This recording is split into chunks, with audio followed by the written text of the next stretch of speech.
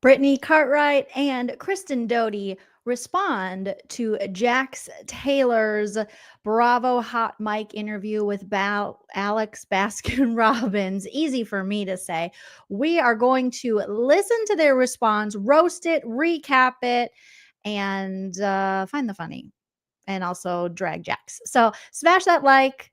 Hopefully you're wearing something comfy. Hit the subscribe, grab a beverage, and let's get started. If you like what you see, come and get it with me. I know you deserve all you want, 'cause your heart's made of gold, but don't wait till you're old. If you want it, I get you some. Hello, everyone. Welcome back to my channel. Stand-up comedian and pop culture vulture, Joleen Lunzer here for another No Offense, All Offense, where we talk about pop culture, reality television, trending topics, things we love to hate, things we hate to love. Now, remember, I'm very opinionated, but that doesn't mean you have to have the same opinion as me. You are welcome throughout the live to sound off in the live chat, or if you're on the replay crew, hey, replay crew, you can sound off in the comment section, and we can just respectfully agree to disagree, like Tamra Judge, who may or may not have just quit Real Housewives of Orange County. And if you didn't see or know about that, the video right before this, feel free to check out. I talk about that. That's my opinion! Now, remember, everything I say is true, except for the parts that are false. Everything is alleged and for entertainment purposes only, so don't sue me. Allegedly. But just know that you're going to sit back, relax, sound off in the live chat, have some fun, because according to some people on Bravo, I'm excellent. I heard actually mixed reviews on Joleen. Oh, Joleen was excellent. What are they saying? I am excellent. Thank you, Lala. Welcome, welcome, welcome, you guys. If you missed it, we went live earlier for a No Offense, All Offense, talked about a variety of things. And tonight we are going to be talking about, in particular, or starting off with, and it might be the only thing we talk about, is Brittany and Kristen on Brittany's podcast, When Reality Hits. Actually, When Reality Hits is the podcast that Brittany had with Jax. But Brittany made an announcement today on her social media that the podcast is now officially hers. So that's how we know that Jax really fudged up in this upcoming season of The Valley. Not only did he have to come clean about his Coca-Cola Classic usage and say that he's sober, okay, but now he had to give away his podcast. And you guys know, we talked about it earlier today, he loves that freaking podcast. He was trying to make it into like what men think, or like he's Tim the Toolman Taylor. Like this is the 1900s or something. Sir, grow up, okay? Ugh, he makes me mad like when Flanders got mad that one time. Calm down, diddly diddly diddly diddly diddly. They did their best, shoddily iddly iddly diddly. Gotta be nice, hostility diddly biddly diddly. Ah, hell, diddly ding dong crap. Crap. Diddly. Shout out to Ned Flanders on that one. So Brittany is getting custody of the podcast. Now, who's getting full custody of little baby Cruz? That's yet to be seen through their divorce agreement and stuff. I hope it's mostly Brittany. No offense, all offense. But we will see, you guys. Okay, let's get into it. Don't forget to hit that like if you haven't already. If you want to support the channel further, you're welcome to send a super chat while we're live, or consider joining my membership here on YouTube for exclusive content, or Patreon, where you also get exclusive content. Okay, so let's listen to what Britt had to say about the podcast. Before we get into the episode with Kristen, let's listen to her announcement today about okay, let's see here. Where is it? Oh, there it is. About her getting custody of the podcast. You guys, let me make sure y'all can see that. Give me a thumbs up in the chat if you can see what I am sharing here. And I will hit that play. Hello, you guys. Hi, thank you, Starlight. You like my intro song? Anna's here. So many amazing people are here. Let me hit the play. Let me know if you guys can't hear or see what I'm playing. I'm parked at a gas station right now, but I'm just so excited because I just finished my shoot to do the whole rebrand for When Reality Hits. Get it, Britt. So I'm fully taking it over. I cannot wait for you guys to see this photo shoot. I love you, Courtney. I love you, Bradley. I love you, Anais. Like, this is going to be so much fun. Podcast 1, I cannot wait. Like, When Reality Hits is going to another level, and I am so ready for this. All right. So that was Brittany's big announcement that she's taken over the pod. It's hers and hers alone. Now, I like Kara saying, I'm kind of on the same page. I don't really, I don't know if I'll listen to a Brittany podcast unless there's something that she talks about that's like controversial in the Bravo world, or she's spilling tea. Maybe during the Valley season, she'll talk about that, I guess. I'll listen to it. But other than that, not super interested. I've never been a huge Brittany fan, but I do hope that she is able to, I don't want to stop her bag. I want her to get free of this crazy man, Jax Taylor, this crazy abusive POS, and make her money and live her best life. So I hope the best for her, but it's not that like I'm like, ooh, I can't wait to see the hot takes Brittany Cartwright has. Not necessarily, even though we are going to listen to her episode today because she is talking about something that I'm interested in if she is going to spill the tea and beans on Jax Taylor. And if they're going to drag him a little bit, I'm always here for that. Thank you, Indiana Girl Jules, for the first super chat live. She says, yes, been waiting for your breakdown of Brittany's episode with Kristen. She gives zero shits and the tea is hot. I haven't listened. So I'm going to be reacting. Like sometimes I listen to these things beforehand, but mostly I like to, I've heard little clips here and there, but not many. I like to react with you guys on the spot. So you get my like first reaction. I don't want to come in with any rehearsed reads. Okay. So let's take a listen. I did listen to the beginning and fast forwarded about, if you want to check this out, I hit the fast forward to 7 minutes and 30 seconds. And if you want to listen yourself, do that. And you can find When Reality Hits with Jax and Brittany, soon to be just Brittany on the rebrand, anywhere you find podcasts. I'm going to be playing the audio, stopping for commentary, roasting. Feel free to provide your own roast in the live chat. All right, let's get this party started. So I wanted Kristen to be on today's podcast because, as we've all seen, Jax was just on Alex Baskin's Bravo's Hot Mic podcast. And, there's just a lot to discuss from that. I've got so many notes and so many things that I could say about that episode. But I feel like I needed to have Kristen on because she's known Jax even longer than I have. So she's seen the behaviors and his excuses and things like that for a long time. And I know she has my back always as well. She's my girl. So I just felt like she was the perfect person to and talk about this I'm with. not here just to like bash Jax. Oh, no. It's not my place to. But I told Brittany like right when I got here after I'd listened. Kristen, it's your place too. Please, you need to bash Jax. You need to drag Jax. Drag him to hell, baby. To the Hot Mic podcast. I finished it this morning. And I said, Brittany, if I were you and that were my ex-husband, like I can't even imagine the amount of fucking notes that I would have written down. Yeah. And now coming from me as someone who has fought with Jax, pretty sure I'm still blocked by Jax on Instagram, but and I love him dearly. Like I really do care about his well-being. Of course, I know we all do.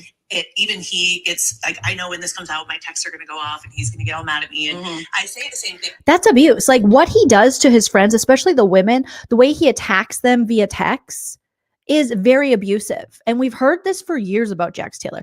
And yet people have dragged Katie Maloney, the cast, fans for her, Tequila Katie texts. But Jax Taylor just gets away with it because people are like, oh, it's Jax. No, it's not right. He shouldn't be texting you, like rage texting you because you have an opinion about the bullshit he does. Every time. Jax, I tell him, your feelings are valid. No one can take away your feelings. You can be jealous. You can be hateful. You can be angry, sad. You can be all of the above. Your actions are not validated. Yeah. You can't just do or say whatever you want without consequences. Exactly. You can feel it. But he's had that for so long where he didn't have consequences for his actions. For so long. He's had that for so long. And there are some things he admits to. There's just some things that don't quite fit. That don't quite add up. Yes. So that's another thing I want to say before we get into this is like, no one wants Jax to be better more than I do. 100%. Like, I thought she was going to stop and go, no one wants Jax to be better. Okay. I did speed this up to 1.25. Let me know in the chat if it's too fast. I've tried for years and years to help this man get better and for us to be a happy family. I was deeply, madly in love with him. There's nobody that could ever deny that. My love was real. And I tried very, very hard to make sure that, especially after we had our son, that he was getting the help he needed. And so I want to start with the very beginning of why he had to go to rehab for the second time in the first place. All right. Kristen knows because I think you might have came over that night. I was over the next day. The next day, yeah. So another I reason was why. over the next day, and then the day after that is when I recorded my hot mic podcast. Oh, yes. And I was dragging Jax because then really quick to back Yeah. when mine came out, and I was not even that bad about him, but he was like, "How could you say that? How could you say that?" And I go, Jax, with what I know from the other day, I would have hit you with my car. And it's what happened right before. Right. It's what happened that he. In alternate reality, you guys realize Kristen did hit Jax with a car. And I want to live in that reality. If only we could find that universe where Kristen hit Jax with a car. The incident in the car with you and Chris. Yes, yeah. So anyway, I was reacting to the way I felt about that day, and I was nice. Yeah. So anyway. Okay, so let's get into what actually happened. Jax did tell some of the story, but he didn't tell the whole truth. So the night before, I could tell that Jax was out and he was partying, and I knew what that meant. And let's all remind each other that he had already been in rehab the first time for the full 30 days. And, I knew he wasn't doing better. I feel like I was very vocal about that things had not changed, and it hadn't. And so the night before, Cruz had a doctor's appointment, and we had to leave the house at 10:30. So I was being nice, and I was like, if you want to come to the doctor's appointment, be at my house by 10:30, blah, blah, blah. Well, then he started sending me a bunch of awful messages and being rude to me the night before. And I said, I can tell you're out. I can tell you're partying. Please do not come to my house tomorrow. Please do not show up. I can go to this doctor's appointment by myself. I just don't feel like it's going to be good for you and I. He shows up anyway the next morning, even though I told him not to. And boundary issues. She did not give you consent to show up. She told you it's not a good idea. You were out partying. You're 87 years old. Grow up. All right. Artist Fleetwood, thank you so much. It's so good to see you. Thank you for the super chat. Says, I made it for the live. Hello, Joleen. Hello, artist. Put your hearts in the chat for Indiana Girl, Jules, and artists. Doctor is in Beverly Hills. At certain times a day, that can take you over an hour to get there. So I'm we have to go. We have to go. We have to be there at a certain time. And I kept being are you hungover? And of course, he just lies and denies, and just will never admit what he did the night before, even though I can see telltale signs on his face. And when he's lying. I know when he's lying. That Yeah. Lying, so but he still was I can. Yeah, I'm coming. I'm coming. This is my son. I'm coming. That was the whole thing. This is my son. I'm coming too. Well, if it's your son and you give a shit and you care, Jax, then sober the fuck up and stop going to the parties and be there early and be there for your son.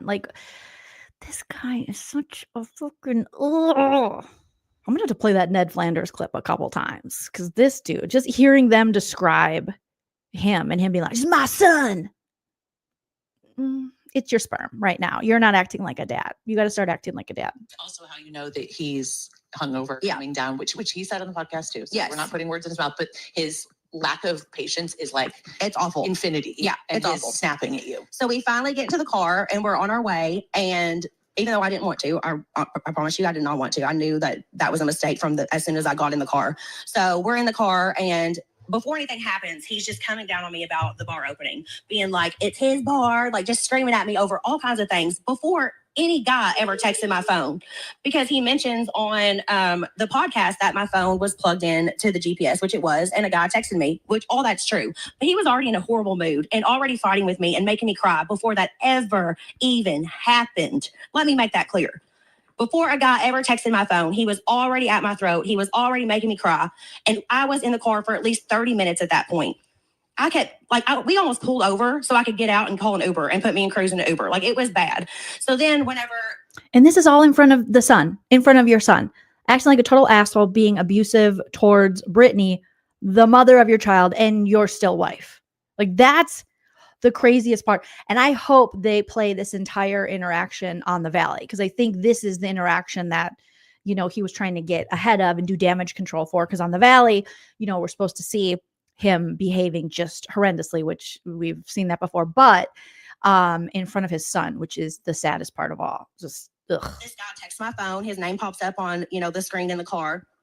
He loses it.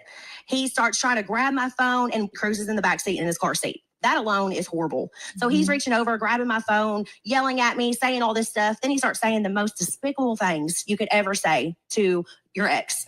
Talking about other girls, talking about how they're going. I mean, I don't want to go into too much details. It's really bad. But just imagine the worst things a guy could say about being with other girls in front of the girl that they were married for 10 years to, or in a relationship. Oh, I can imagine that he was doing some comparisons, and that you're not good enough, because toxic little no testicle men like that tend to do that. Are we going to see this on the Valley, you guys? I hate this guy. I fucking hate this guy. He should, after this, he should not be on the show anymore. Like, he sucks. There's no redemption for him. He's like 90 years old. And he's saying this in front of their son, who's on the way to the doctor's appointment, who's in the back seat. Can you imagine through the years all the things he has said and done to Brittany and in front of their son? This wasn't the first time. For 10 years. So he's doing all this, and we finally get to the place. I'm bawling, crying, and I'm like, please do not come upstairs. Please do not come upstairs to the doctor's office. I already knew that I was calling an Uber on the way home. Like, there was no doubting that. I'm never getting in a car with that man again. I go upstairs. We're in the doctor's office. 5 minutes later, Jack shows up, and he walks into our room, yelling at me, screaming at me. And then the doctor walks in and he puts on this face like everything's fine. And, you know, doesn't act like anything's wrong. And we're doing everything for Cruz. I'm even smiling, going along with it because I don't want this. This is embarrassing. This is our doctor's appointment. Every time the doctor's left, why is this guy texting you? What is going on? Blah, blah, blah. Would not drop it. Would not drop it. While he's putting his dick in everything and everyone, he's going to question Brittany when they're broken up. This is just such abusive behavior. This guy is such a dickhead. Verani says, violence in the car is so frightening. Been there. Oh yeah. And I don't know. Graphics says, did she say who was driving? I'm assuming she was driving, but who knows? You know? Oh, okay. Yeah. Put it in the chat. Let's just talk about how we hate this man and his behavior, abusing the mother of his child and his wife, and doing it, period, is horrendous. And in front of his son, like that. That's how that's how this becomes pattern behavior. That's how this becomes generational trauma. That's what you're teaching your son. That's what you're leaving with him, no matter how young he is. And the younger he is with, you know, his developing mind and stuff, those are very formative years. And to see this sort of thing, poor baby Cruz, I just, fucking disgusting. Letting me down, would not stop like coming on to me, and I was just like, this is horrible. This is horrible. Finally, the doctor's the visit is over. I take an Uber home. I come home to my house, and you know, I'm like, you're not coming in here. We Uber, follow behind, do the drop off with Cruz, lock the doors. Cruz is in the house. Thank God my nanny was here because she was like cleaning that day or something. She's literally the best person ever. I love her. She's my family. But she was here that day, and Jax walks around to the back. Well, I have like a sliding door, and he just lets himself in. And I'm like, you cannot be in here. It was a really, really, really bad situation. I'm trying not to give too many details but just imagine like how. I wonder why she's not trying to give too many details. Is it because we're going to see it in this upcoming season of The Valley and Bravo will be upset? Because like, mention it all. This is a public service announcement for future women. I don't understand why this man doesn't have charges, why he hasn't been arrested. This is horribly abusive. And like Care Bears is saying, malignant narcissist. Stress. Yes. And Zuli, who's my nanny, she like comes over and like stands in front of me, and she's like, you have to leave. So he finally leaves. And that's also whenever he got into that hit and run. And that's the same day he got in the hit and run. So then he goes out there and drives and puts everyone else at risk because he's a douchebag who can't control his anger at the age of 99 years old. Oh my God. Was the very same day after he left his house. So there was just so much stuff piling on top of it. When Reality Hits is sponsored by J-Lo. Okay, let's take a minute. Let's take a minute to process this. Brittany is really sharing a lot, and I feel so bad that she had to go through this and for how long she had to go through this. And we know this is an incident that was caught on camera, but think about all the incidents that weren't caught on camera. Jax is a freaking monster. He is a monster. Let me see what you guys are saying. Krista says, we need to hold these people accountable for their action. He needs to never be on TV again. Why are we, why is he able to monetize his abuse? Why are we giving this man any airtime? It just doesn't make any sense to me at all. Meg said she may be in the process of pressing charges, documenting the incident for a custody battle. I hope she is, Meg. I really do. Poor little Cruz deserves so much better. Brittany deserves so much better. The world deserves so much better. Yeah, they keep rewarding this bum, like Silly Goose is saying. They really do. And just think about it. If a woman, think again, not to keep pushing this point, but think of how even Ariana, in standing up to Tom Sandy Butt and being like, don't fucking talk to me, and really like setting her boundaries and taking her power, people were like, oh my God, she's such a bitch. She's so mean. Or Katie, they're like, ew, she's so toxic.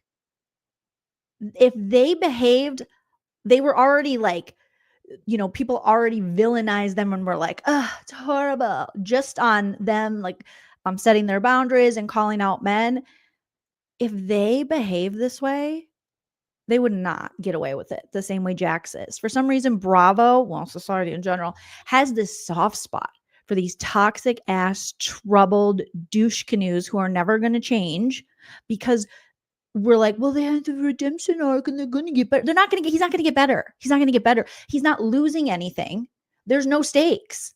Like, he's not going to get better. It's the same way when you go into an intervention with someone, there's always stakes. There's always something to lose. There's no stakes. He doesn't give a shit. And he knows he's going to keep getting jobs. And he knows he's going to keep getting stuff up his nose. And he knows he's going to keep getting money. And he's going to be able to monetize his shitty personality, his narcissism, allegedly, and his abuse. So why would he change? Ugh, gosh, horrible.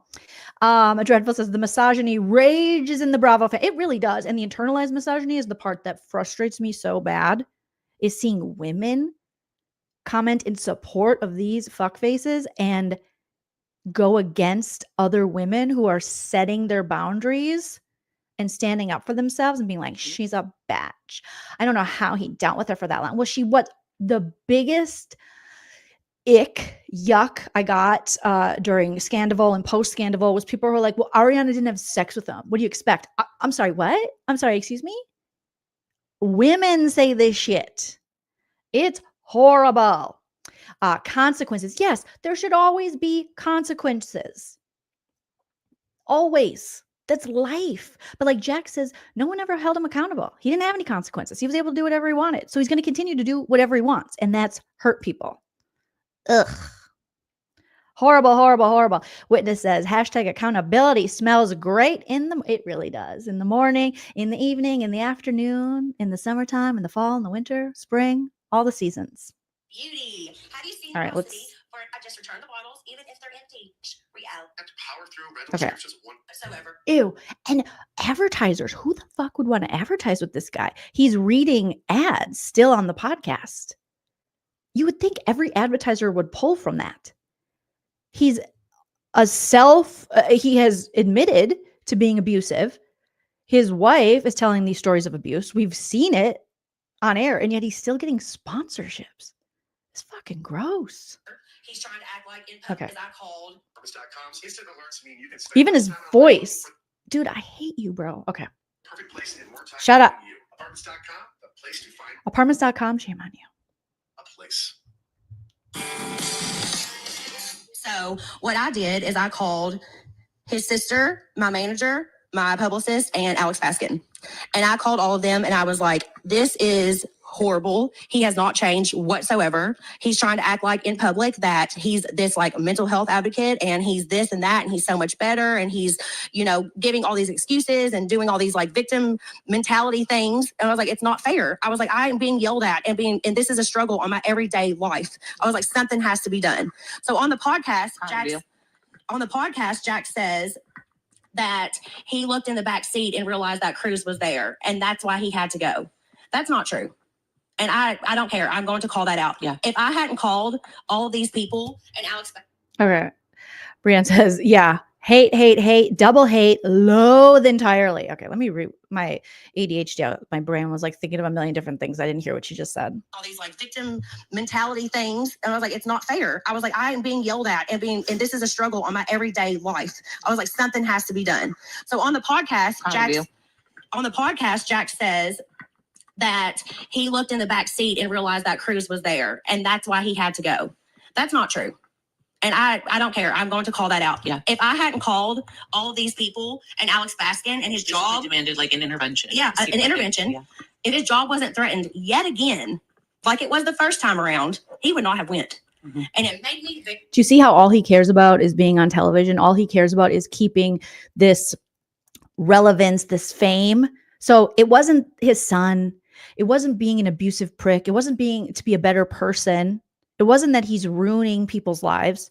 It was that they're going to take away his TV time, his job. That's all he cares about. And Alex Baskin Robbins, like if something happens, you guys are fucking responsible at this point. How you continue to employ a man who behaves like this while the cameras are rolling, let alone what happens when the cameras are not rolling. You are going to have to take some accountability. You guys are liable at this point. It's so shitty.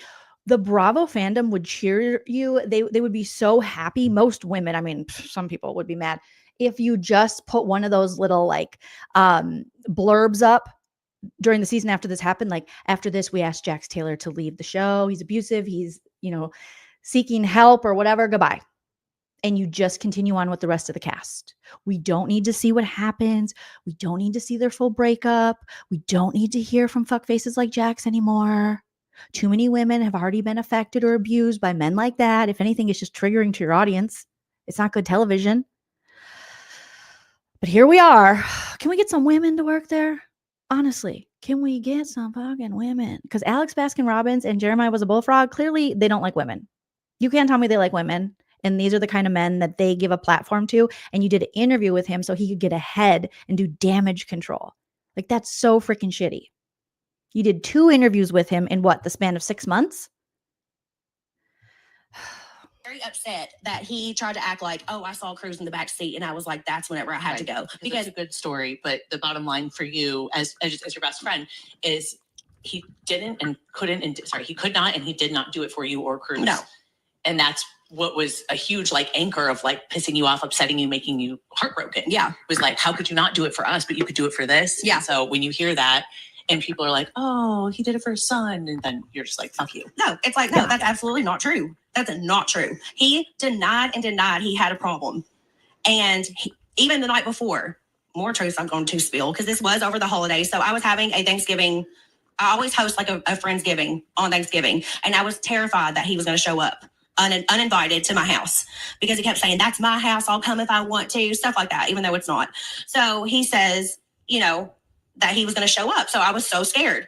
So getting everybody involved and him thinking that he might lose his job and this and this and that, he decides to check into a actual rehab facility. Finally, starts kind of saying, which is different than the first place. Which is different than the first place. The first place was more of a mental health facility. Yes, first place was a mental health facility, which I desperately wanted him to go to too. You will see that on season 2 of The Valley, how that came along. But I can only talk about things that are happening recent. Mm-hmm. But for the second time, we were like, you need to go in, not only for mental health, but you need to, say something about how you have an addiction to cocaine. Mm-hmm. And he fought it. I don't have a problem. I only do it when I'm drinking. I don't have a problem. This and this.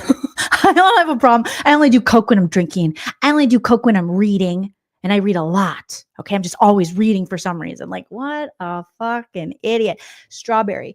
Exactly this. Andy Cohen giving him the mazel of the day on Watch What Happens Live. Ugh. How dare you?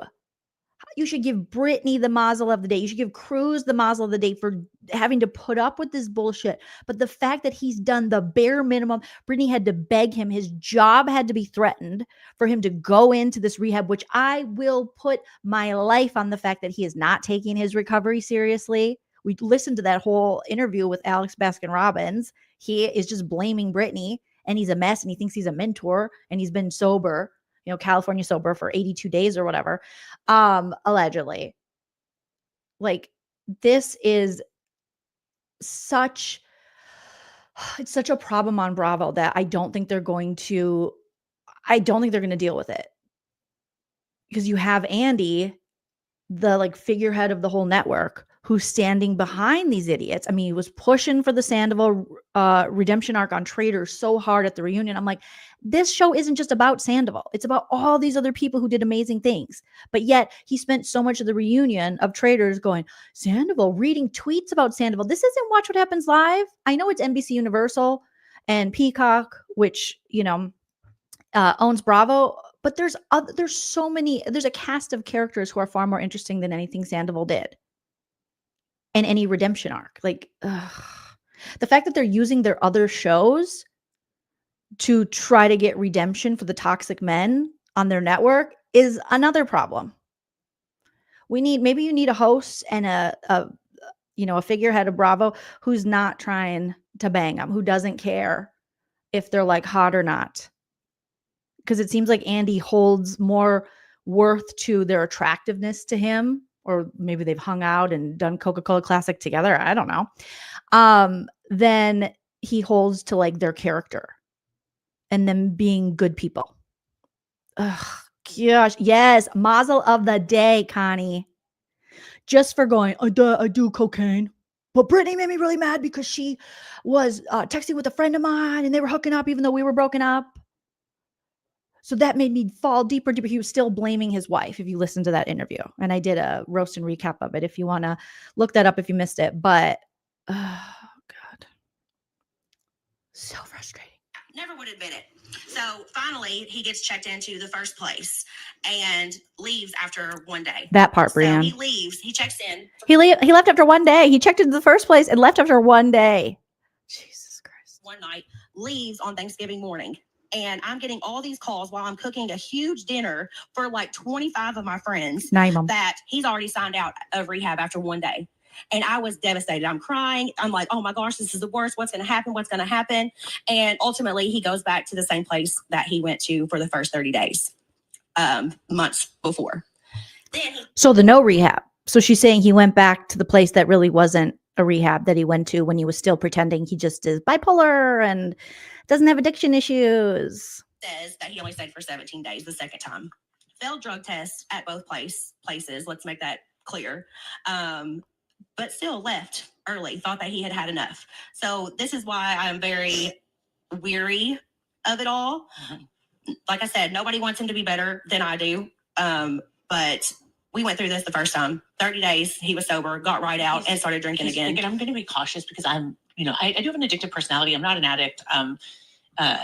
When I'm not pregnant, I'm not a sober person. So I want to be cautious with my words. And I know you feel the same way, Britt, but like, I will say, as someone who knows Jackson, as someone who has been in therapy, someone who has refused to go to therapy in the past, I have, when he was talking about how he did not need to be there past 17 days. Okay, he's not in a position to make that decision. Yeah. One little stint in rehab for 30 days or a mental health facility, months go by, you're not clean, you're angry, you're not doing the work. You go back, 2 weeks is nothing. No. That is nothing. Especially if he's admitting he's been, addicted for 20 years. Right.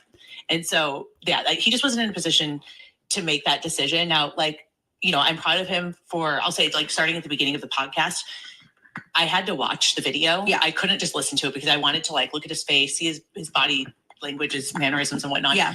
I can tell how hard it was for him to say those words out loud. He didn't want to. No. 100%. He didn't want to. And to say them out loud at all, like, and to say them out loud publicly, like, I'm curious if he owns that, when he's alone. I'm curious if he sits with himself yet, and maybe not yet, but if he even will, Jax, when you're listening to this, I really hope that you will sit alone with yourself and say, I have an addiction and I want to get better. And it's not just like a public for show type thing.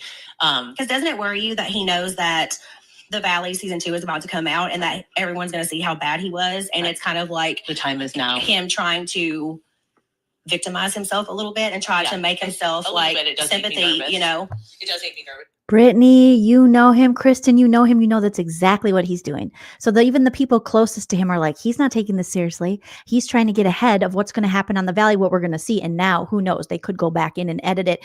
And they're probably not even going to show us how horrible it was. They're probably going to try to save him. And what they were probably doing, this is just my speculation, is they were trying to get a temperature on what people were thinking. Like, there's something really bad. There's a big argument in the car in front of Cruz, And so they're doing this interview to get ahead of it, and they're going to get a temperature. And if people are reacting, obviously, very negatively to this, as Brittany telling her story, I bet you they go back in and they do a little bit of editing and fix it up for him, which is so shitty. I feel like if you're going to show this and if you're going to monetize abuse and you're going to allow abuser on your network and on your show, then show it all. Mention it all. Show everything so that it can be used as like a learning moment, a lesson moment, a moment to be like, this is what abuse looks like.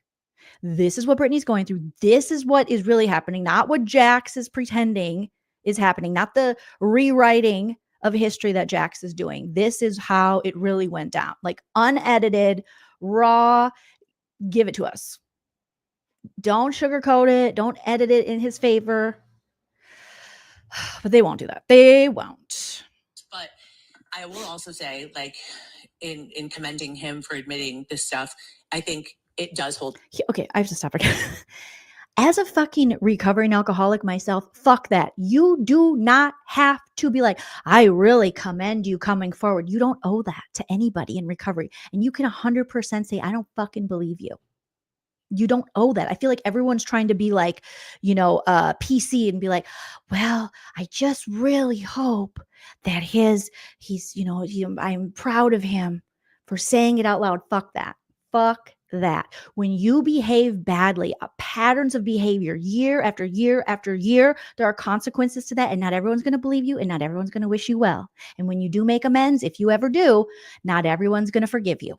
And that's what you sit with. That's life. So this idea that everyone has to be like, give him a chance. Fuck that. He's had so many chances. It is up to him to prove it to us. We don't got to be his cheerleaders when he's out here abusing women left and right. We don't have to do that shit. It's not on us. We can be skeptical as we want to be. You don't have to. I just want to like give everyone permission. Don't let anyone shame you into being like, wow, abuser, so glad that after you were pushed and threatened with your job and your wife begged and you abused her, that you came forward and said you have a cocaine addiction on a podcast where you made money for a show that you make money, being a douchebag. Wow, that's brave. It's not brave. It's literally the least you can do. Yes, the first step is admitting you have a problem, but it also includes you believing you have the problem. Anyone can say, yeah, I got an addiction. But if you truly don't believe you have an addiction, if you truly don't believe it's a problem, if you're just saying it and going through the motions, that's pretty apparent. Then it's null and void. It doesn't mean anything. You don't get a pass just because you're like, I'm addicted to stuff. And you're like, oh, okay, well, he's an addict. You don't get a pass for that shit. You don't. Let's see what you guys are saying. Madeline says, hey, Bravo, stop defending all those toxic men. Toxic Men Monday. They're only cute to you. Yeah, they're not attractive. They're only cute to you. There's only so many nose jobs you can do, so many face filler, plumpers, cocaine, Coca-Cola Classic you can do. It's not cute. So much abuse you can spew and misogynist takes. It's not cute. Mm-mm. Has he ever been edited well? I think so. Just like the Toms. I feel like Jax, somehow, despite having atrocious behavior, they've still been like, that's just Jax. People have still made tons of excuses, whether it be the network, his coworkers, and I'm sure they have not shown us. I know for a fact they have not shown us the worst of the worst when it comes to this guy. Silly says, all patient gets lost once the kid came. Yeah. Beach says, so I think there is something even bigger coming. Oof. Oh boy. Anna says, it's absolutely for show. He does this every season of VPR. He reveals a little truth, frames it in a way that makes him look like the victim. And that is not the road to recovery. You being the victim of your own addiction and your own crimes is not recovery. That's not the first step, the second step. That's not any step. It's nothing. Dreadful Ruby says, and yet Kara gets to be a transphobe with no consequences. Kara? Who's Kara? Did I miss something? Is Jack's solo podcast still up? I think his solo podcast episodes are still up. Kelly says, if they edit this in his favor, Bravo will miss an opportunity to educate, yes, their audience on domestic violence and verbal abuse. It would be a great, if you're going to show this shit and keep it up, use it as an educational moment. Kara says, and doing a podcast with the producer of the show that makes money. Beach says the fact that Britt had to call all the powers, his sister, his friends, the production company, Bravo, producers, that B makes me 90% sure this wasn't caught on tape.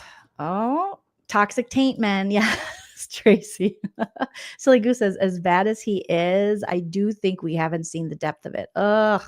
Not Paid by Anyone says they packaged his Alex Baskin-Robbins interview as if this was a big revelation. Yeah, we're all, big revelation. If anything, it just showed production's ass for knowing that he had been a cocaine addict all along. Bonnie said the Valley is going to be a play-by-play of Jax's TV.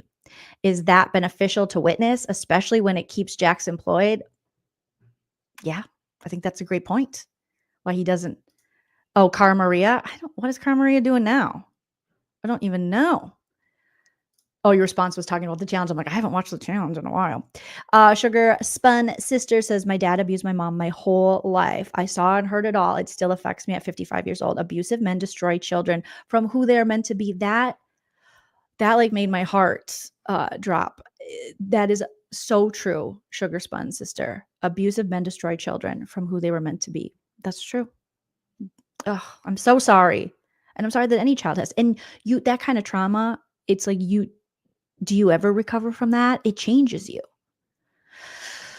Yeah, so sorry you went through that, Sugar Spun Sister, and put your heart in the chat for Sugar Spun Sister and sharing. But yeah, that's what these assholes, what they don't think about is what they're putting. You don't love your children then if that's what you're putting them through. And you can, Brittany's trying to protect her son and you're just breaking down doors and breaking in cars and going, he's my son. But you're doing your son no favors.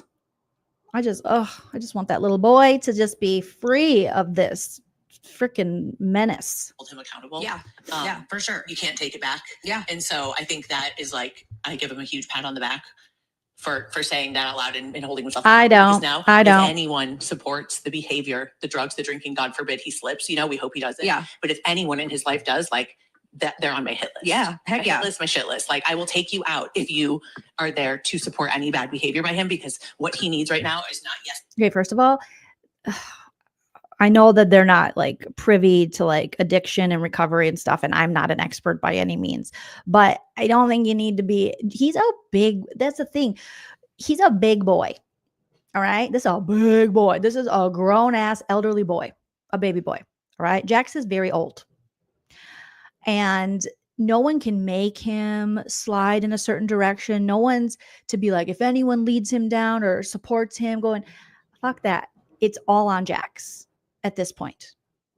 I get that they're like, but again, it's taking the responsibility and the onus off of him and having other people be responsible for his shit ass behavior. No, he's literally elderly. Okay. He needs to take care of this himself. He needs to man up. Yes, he does not need that. Validating all of this bad behavior. He needs real, true friends that are going to be like, it's fucking great that He doesn't deserve real, true friends right now. Until he's in a place where he can be mutually beneficial to another person. These aren't things that he should expect. Who would want to be friends with him? Of course, he's going to only attract shitbags. He's a shitbag. You attract what you put out. Why would perfectly good people go and seek him out? He's going to have the same shitty friends he's always had and the same people that supported that behavior as long as he's still in his addiction, as long as he's not going through recovery. What good friend, what like healthy person would want to befriend this? He's a freaking monster. Again, just like Dreadful Ruby's saying, just more excusing him. And I don't even know if they realize they're doing it, but it's super common within addiction, addictive families, dealing with addiction to protect the addict. And so it's not, I can't say, oh my God, how could they do that? I mean, that is kind of unfortunately what happens, but that's why it's important to, maybe go through something like an Al-Anon or, educate yourself on this process, get some therapy for yourself so that you don't end up being someone who is enabling, even though I know they don't want to be, but they are by not holding him accountable. And just through this, dialogue, it's giving very cliched alcoholic family friends protecting the addict from themselves, and you can't protect them from themselves. sober. Yes. Yeah, we can just go to the movies. We can Exactly. just do this. We don't have to go out and get fucked up to be cool. Exactly. I'll go to that event with you and I won't drink with you. Yeah, exactly. You know? Because it is really hard. And I know that, I mean, it's so not the same thing, you guys, but like being pregnant, I have a hard time going to like events and stuff around people that are drinking not because I like really want to drink, but like it's annoying. Yeah, right? of course. And so I went through the same thing. I mean, I was during COVID, so it wasn't as bad, obviously, right. but And for him, yeah. like, I think he did word it really well that he's not like in the need of a drink all the time, but he knows that they go hand in hand. Yeah, I absolutely do agree with Oh, yeah, that. for Like, I know sure. he's not an alcoholic, but Yes, he is. Yes, he is. Yes, he's a full ass addict. He's going to abuse anything you put in front of him. A woman, cocaine, alcohol, mushrooms, weed. That's what he's going to do. He's not healed. I do know that it can be really, he still wants to be social. He still wants to go to events. He wants to like go to appearances and things. That should be the least of his worries. I'm sorry I keep stopping this, but literally you're abusing your soon-to-be ex-wife in front of your son, and God knows how long you've done that. You're doing cocaine and you're like 57 years old, and I want to go to events. I want to go to, nope. The event should be like fixing yourself, bro. Eventually, right? At some point.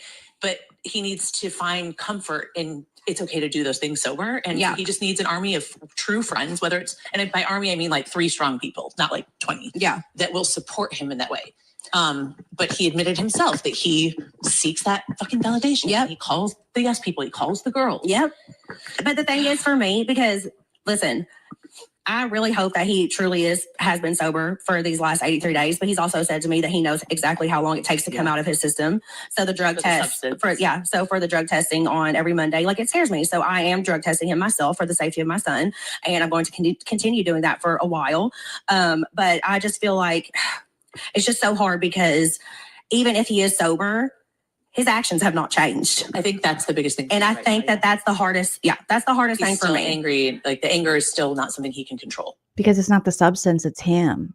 He has to fix his brain. He has to fix himself. This is just a symptom. You can't put it all on cocaine and alcohol. It's Jack's. You can't just, you can white knuckle it. You can become a dry drunk. I just hope, like Kristen and Brittany, I do hope that they, for their own sanity and health, I hope they, educate themselves more about recovery and about addiction, because this is painful. Yeah. Or choosing not to control with you. He's acting like that he can control it, but like it's not even just with me anymore. It's with like, and he even tried, I feel like he also said this on the podcast, like how he was calling the girls and stuff, but like I get DMs almost every single week from a different girl sending me disgusting messages that he is sending to them. Who in their right mind would ever want to see that stuff? Yeah. I mean, it's been hard on me because like what the fuck is he sending these girls? And why are they sending it to Brittany? Send it to the police. What the fuck? She said she gets DMs all the time from women showing her the disgusting DMs. Jack, what's he sending Brittany? I feel like this needs to be a public service. Like he is a threat to society at this point and all women he comes in contact with. And he's probably sending these DMs unsolicited. Ugh. God, he's such a fucking yuck. Oh my God. To move on and get out of this. And I'm getting dragged into all these situations. Like, I don't want to read these messages. No. I don't want to read this nasty stuff that you're saying, these threats that you're saying, these nasty. What do you mean threats? He's threatening women on the internet in their DMs and they're sending it to you? What's happening? Can we send these to the police? What's going on? This is too cryptic. I don't like it. What do you mean? Did you send this to Alex Baskin-Robbins and Bravo and Andy when he's giving him the mazel of the day, that he's sending threatening, disgusting messages to women, and the women are so disturbed by it that they're sending it to his estranged wife because they're like, what the fuck is he doing? And what do they say? We need some receipts. We need receipts, proof, screenshots, timeline. We need to mention it all. Oh, God, I did not know it was going to be like. You were right, Indiana Girl Jules. She is spilling, but it's still too cryptic. But it's more infuriating that you're not like naming the behavior. Name them. Name them. Well, what you did was ridiculous. Name them. Not having. Name 'em. Well, be quiet. So Name let me 'em. talk, Jesus. Name them. Receipts, proof, timeline, screenshots, everything. And if any women are out there and you want to send them to me, I'll expose his ass in a second. Send them to me. I would love to blow his ass up. I would love it. We'll send it to Bravo. We'll send it everywhere. You think you're a big tough guy threatening women in the DMs and saying them nasty shit? Send the shit to me. I would love to post that shit up and drag his ass. I'm just throwing that out there if anyone's interested. Thank you, No2, for becoming a member. Like sexual messages, like how in the world does he think that makes me feel? And the fact that these women also think the women think like, why would they send that to you? Why would they send that to me? As soon as he's done love bombing them and he throws them away, they come into my DMs, and it is so crazy. Yeah. Like, I get it, but I think maybe, Brittany, you should think on the terms of, I know Jax has kind of, this whole misogynist, toxic men has, and this patriarchy has pitted women against women in these situations, but maybe find what you have in common with these women and that you are victims of Jax now. And in a way you can work together to possibly stop this behavior or to empower one another rather than thinking there's something wrong with these women. You were that woman. So maybe they're looking for help or guidance. You have a platform. I mean, you know this man. So instead of being like, what's wrong with these women? Well, what's wrong with you too? What's wrong with everybody? Like, come together as women rather than blaming each other and being like, oh, these are just side pieces. He's not married to them. But this is how he thinks of all women. Like, this is how he acts to everyone, even his wife. what, like, Jax also has to stop doing that. Like, you're 45 years old. Yeah, you're not 45 years old. She's lying. He's 87. Like, it is constant for me. And it's just part of, like, other reasons why I cannot believe anything that he says or does, because I'm trying to protect my son. And every single day I'm seeing, like, all these different nasty, horrible messages. The problem of this is that, like, it's like what we heard on this podcast. Like, he's saying all of the right stuff and he's acting on some of it. Yeah. But he's not acting on all of it the way that he's proclaiming that he's acting exactly on all of it. And that is the fucking frustrating part, I know, for you. Yes. And as your friend and as someone who cares about him, but as your best friend, it's like, I hear some of this shit and I'm like, oh my God, my fists couldn't get tighter. Yeah. Fucking frustration. Yeah. Because I don't know. I think the hardest part too is that, like, all of this stuff has potential to get better. Which is all I want. This doesn't have to be his forever. Yeah. Like, I have to believe that. But, like, the bullshit about therapy. Yeah. It's like, oh, and another, but this will be his forever. So it's good that you guys are calling it out. I wish it could be more specifics. But it will be his forever if he doesn't take this seriously and he keeps lying and people allow him to lie. Anna says, calling it now, season 3 of The Valley, Jax will have a life-changing ayahuasca experience instead of actually getting sober. Yeah, we've seen that before. He and Shep are cut from the same cloth. I can't agree more. Shep is disgusting. Disgusting. Yuck, yuck. Silly Goose says, how is anyone frustrated or surprised by this? That's a cop-out. Janine says, I can't even imagine what Cruz has heard and seen. It's damaging, very damaging. Yes. Letting the days go by, Cordelia. She's just magical. When we have to listen to this, what this toxic man has done, we have the majestic Cordelia, producer in training, in the background to make us believe in the world again. Danielle says, they're editing the crap out of the show, which is why they still haven't given the air, right?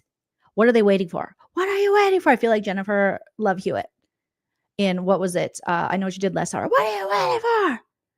Vanderpump Rules is not on the air. We should have already had The Valley. We should have a premiere date. But I'm telling you, they were taking the temperature. They were feeling it out with these interviews and would drop in a little bit to see how people felt. And that's how they would know how much they had to go back and edit this shit. That's just my speculation. But I think we're right here, you guys. Shit about therapy that he goes once a week. Also saying on Alex's podcast that he should start outpatient. I thought he'd been on outpatient this whole time. That's what outpatient is, going to therapy. Yeah. It's not going into a facility. Outpatient. Yeah. So he told me He said the straight same thing up 3 that he's times. going into outpatient, that he's been an outpatient. And then he says, I think I need to go into out. He contradicts himself over and over and over again. He says that he's never yelled at me sober, which is also a lie. That's a lie. There are a lot of things that, and I'm not saying I'm perfect. Of course I fight with him. He was my husband. We were together for 10 years. Of course I fought with him too. Of course I said things Yeah, too. but Brittany, everyone knows that. Like everyone who's in a fucking relationship knows that 2 people fight with 2 people. Yeah. Or whatever. Yeah. But that was the part of the podcast where he shifted. Mm-hmm. Everything fucking shifted. Yeah. The second Alex Baskin said, let's talk about Brittany, or however he worded it, Jax's voice changed, his body language changed, his energy shifted. Yep. And he suddenly went into this defensive, assholey, blame her, it's all her fault. We saw it, Kristen. I treated her this way and admitting blah, blah, blah. And then in the same breath, it was like, I'm sorry, but. It was so much, I'm sorry, but. Yep. It takes 2. She did this. No, bro. First of all, I do wonder why Kristen still would want to be friends with this man. Just be friends with Brittany. Support her. Support her. Support Cruz. I just don't see why you have to support Jax. And they'll say, we want him to be better. Well, you can want all you want. You can wish all you want. You can want all you want. But until he makes it better, it's not going to get better. So why are you even worried about a friendship with him? He's a fucking asshole. And he just rage texts you and blocks you. Like they're caught in this cycle of drama, this unhealthy cycle with this freaking narcissist piece of shit. And they just keep going around with it. Like, who the fuck wants this dude as their friend? Yeah. You led that tango all by yourself. Exactly. Thank you. You had her chained to you during that tango that you fucking did to her. Yeah. You did nothing but try. And I watched it every day of your relationship, of your marriage. Every day, even during your divorce, the amount of time, the amount of energy you put in to try to be a good co-parent with him. When he would give for let's say 5-6 days and be the nicest guy ever to you. And you were like, okay, great. Finally, it would even make you emotional at times. Yeah. Where was this man? This is the fucking man that I thought I was marrying. Exactly. But you were never like, oh, should I be with him? You were like, well, that man's gone. This is really unfortunate. Yeah. It upset you. And then it was like, he didn't get what he wanted, which was you just falling back into his arms. Yeah. So then he would flip. Sober. Yeah. Sober.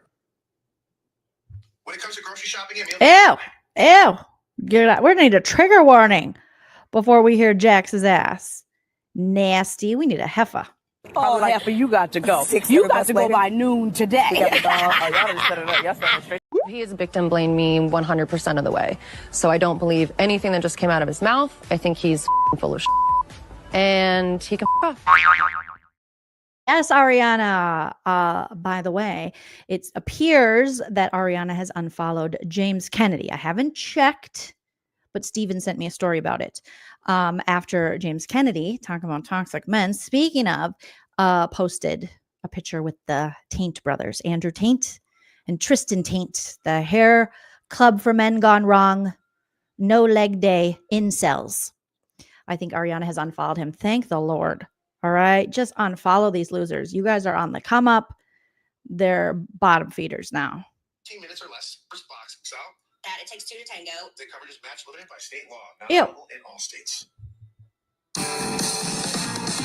And for like I said, he contradicted himself so many times. He said he never fought with me sober, and that it takes 2 to tango. And then he's like, "Oh, Alex, Alex was like, how are things with you and Brittany right now?" And he was like, "Well, you talked to her on the phone last night, didn't you? Things aren't great. We had a blow up last night." This is while he's supposedly sober, and I'm only saying supposedly. I hope that he actually is.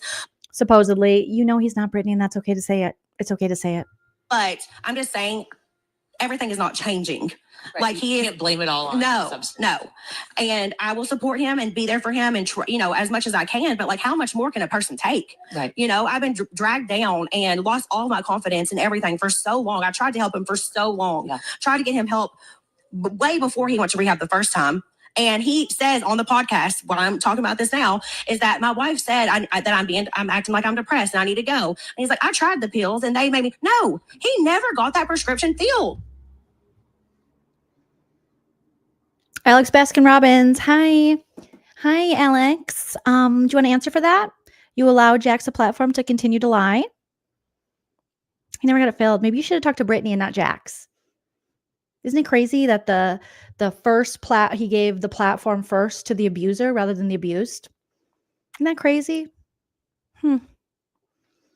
I would sure be ashamed to do that if that was me.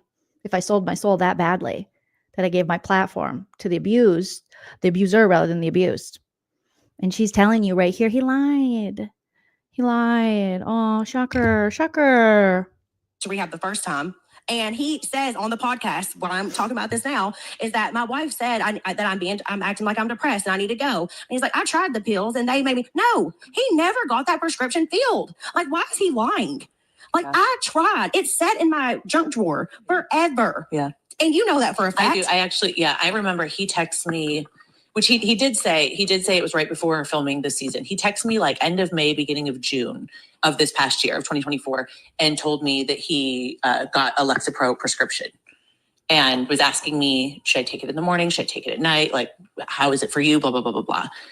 And then on the podcast, he said, well, it didn't work. Yeah. Okay, but if he did actually start taking it, he didn't. He took it for 30 days. He didn't. He didn't even get the prescription filled. Yeah. It sat in my junk drawer. Me and his sister tried to get him to at least try it. Right. Just to at least try it. And he did it. And he lied and said that he did. He said it blatantly on the podcast. And that's not true. It sat in that drawer and I begged him to at least try it out. I know. I mean, you begged him for years and years and years, for sure. And I think the thing that really pissed me off, which Jax, I'm talking to you too, man. Like, it really, really, really upset me, was in the beginning of talking about you. He, of course, was saying really wonderful things, as he should, but then he said, I respect her. Yeah. I took so much offense for you because that is the problem, is that he's not respecting you. No. Jax comes first in his own story, his own life. Yeah. He cares about Jax Taylor and Jax Taylor more than anything else. Yeah. And, of course, we had good times over the years, and I think that he does, want to be a good father and stuff, but he hasn't shown me that. Like, how am I supposed to trust this man? All of it too. I think he wants to be kind to you. I don't think he wants to be an angry elf. I don't think. Kristen. Oh, Kristen. Everything he's shown you, he does not want that. So quit telling her that. That's another form of like enabling him. Like, at this point, a good friend would be like, Brittany, you need to protect yourself. You need to protect Cruz. And until he shows, we can all hope and we can all say, oh, I bet he doesn't want to be like that. But he's telling you he wants to be like that with continued behavior, with no changes, and doing the bare minimum and continually lying. And then for you to go, I'm sure he doesn't want to do that. Don't say that. Say that's exactly what he wants to do. So let's protect you. Let's protect Cruz. And he's got to figure his shit out. Kristen, please stop. Please stop this. Oh my God. He wants to throw tantrums. I don't think he wants any of that or is okay with that behavior anymore. Like, he knows. Oh, he's okay with it. He's okay with it. Believe me, he's okay with it. He keeps doing it. He's still making money. He's still getting jobs. It's going to be like a Sandoval situation where he gets even more opportunities. He's okay with it. This is not helping her. It's not cute anymore, but he's not doing the work. Exactly. Like, I pray that he continues on the sober path. I pray more than anything. Like, addiction is so hard, but it's also very hard on the people that love you. And it's hard on the people that love you, and it's hard for the people that take it seriously. It's not hard for Jax. That he realizes all the damage that he's done to me over the years, and why I can't look past, and why I feel like he's the boy who cried wolf, and why he needs to be in intensive therapy. Yeah, because those things will come with time. Yeah, once he learns more about himself and what makes him tick, and really understand. Like, he says, "Oh, I have low self-esteem," or like in the modeling days, it was all this like external validation. If he were going to therapy, because he says something. I'm a little over the place, but he says to Baskin, like, he admits that he needs approval, right? That he needs attention. And he's not comfortable being in his own skin. It's hard for him to sit still with himself. I can really relate to the not being comfortable in your own skin and kind of like needing something, whether it's like a person or a drinking or whatever it is, to like make yourself not have to think about shit. I mean, I can relate. They are messing with the mics. You can tell they're both very anxious about this. To that too, but I don't treat the people in my life disrespectfully and horribly. 100%, yeah. Exactly. So yes, Brittany, push back. Oh, yes, we all have issues. We all have trauma. We all carry that. But it doesn't mean that you get to just bleed all over everyone else and they have to suffer because you're not willing to do the work to fix yourself. That's not how it works. Call that shit out and boundaries. Oh, my God. it's like, again, what I'm saying is like feelings are valid. Actions related to those, not okay. And exactly. Says, but in that same sentence, he says to Alex, what would you call the need for approval? He asks him that.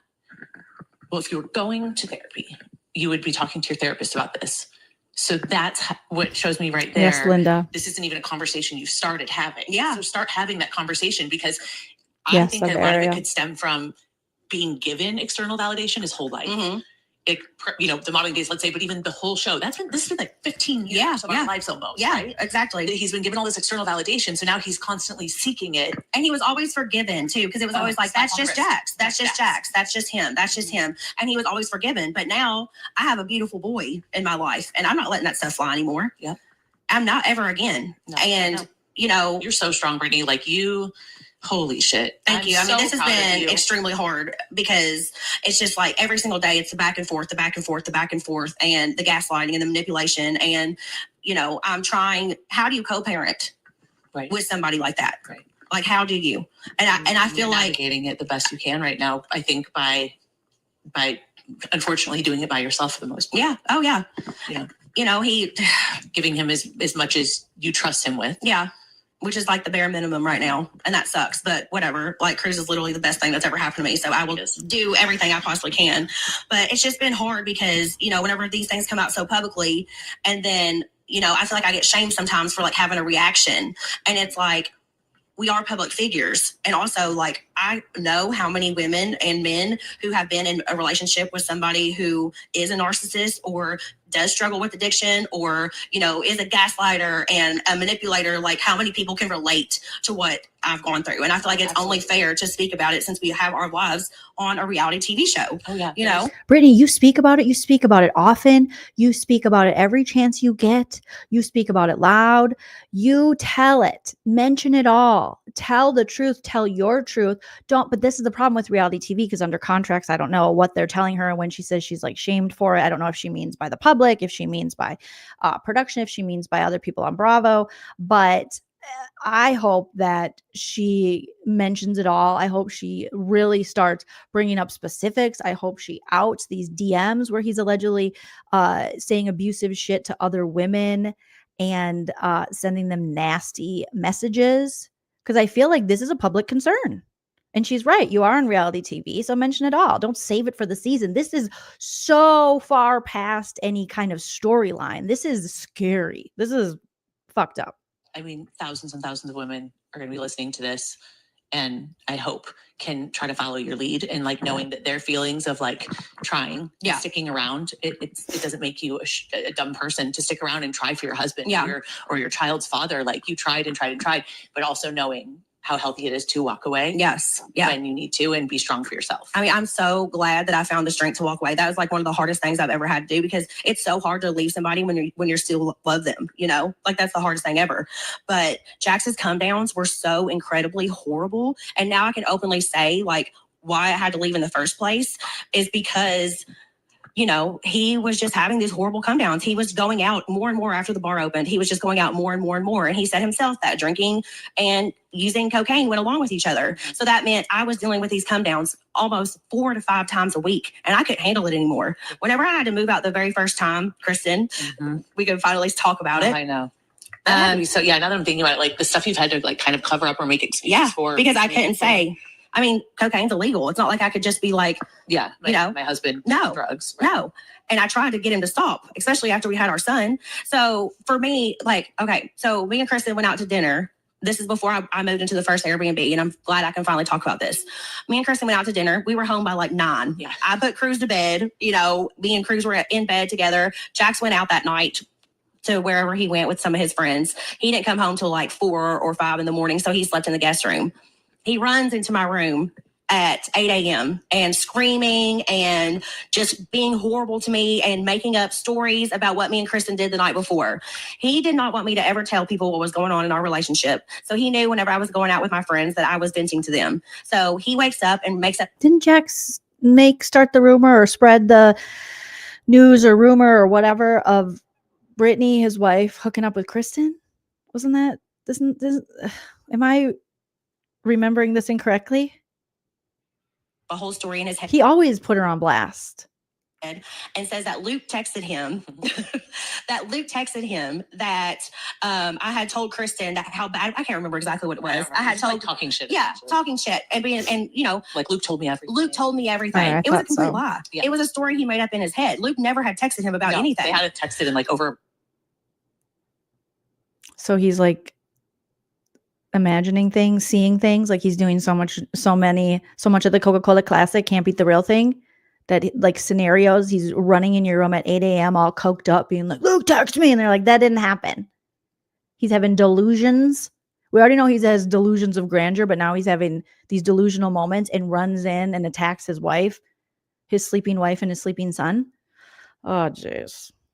Kristen that how bad, I can't remember exactly what it was. I had told like talking shit. Yeah, talking shit and like Luke told me everything. Luke told me everything. It was a complete lie. Yeah. It was a story he made up in his head. Luke never had texted him about anything. They had it texted in like over a week or something. Me and Kristen just had a girls' night dinner. I was home by 9 o'clock and in bed with my son.